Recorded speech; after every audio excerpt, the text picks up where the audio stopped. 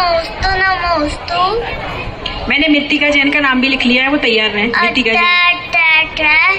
तेस्तो आज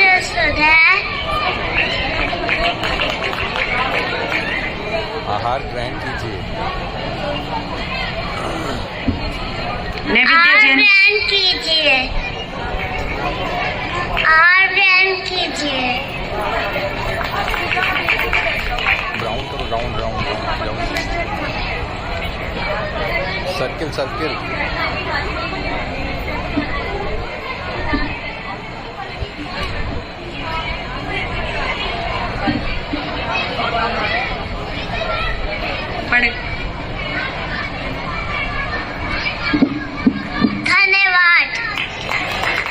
नजरीन दोस्तों, आज हम आपको चंदनमाला की स्टोरी सुनाते हैं। चंदनमाला जी के पिताजी का नाम धनवय था और वह अपनी माता पिता के साथ रहा करती थी, लेकिन उनके राज्य में उनके ऊपर किसी ने आरोप लगा दिया और इस कारण राज्य ने बिना सोचे समझे ही उन्हें मृत्युदंड दे दिया और यह सहन उनकी माँ नहीं कर पाई और इस कारण वह बच्ची जो है अनाथ हो गई और माता जी का देहांत हो गया।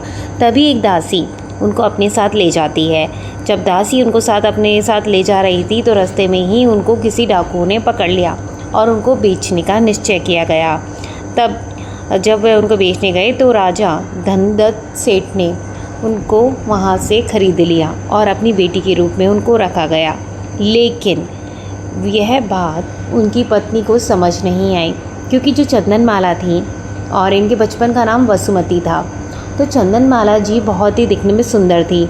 तो रानी को हर क्षण यही लगता था कि कहीं राजा जी और चंदनमाला का कुछ जो है पति पत्नी जैसा रिश्ता ना हो जाए और मेरे को ये भूल ना जाए। इस कारण उन्होंने एक दिन जब राजा जी वहाँ से चले गए किसी कारणवश राज्य से बाहर, तो चंदनमाला जी के बाल काट दिए और उनको लगा कि अब यह सुंदर नहीं लगेंगे और राजा जी अब मुझे ही पसंद करते रहेंगे। वह यह बाप बेटी के रिश्ते पर हमेशा शक करती रही। जब और उसके बाद उनसे इतना करने के बाद भी उनको समझ में नहीं आया और उन्होंने चंदनमाला जी के बाल भी काट दिए और साथ के साथ उनको बेड़ियों में भी रखा गया और उनको खाने पीने के लिए भी कुछ नहीं दिया काफ़ी दिनों तक। तब चंदनमाला जी को उस समय उबले हुए चने दिए गए।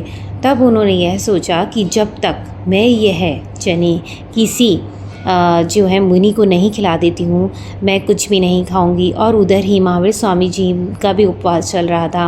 उन्होंने भी आहार का यही निर्णय लिया था कि जब तक उनको भी कोई ऐसे श्रावक के हाथों से आहार नहीं मिले जिसका शुद्ध भाव हो, शुद्ध भाव से जो उनको आहार देगा तभी वह आहार ग्रहण करेंगे।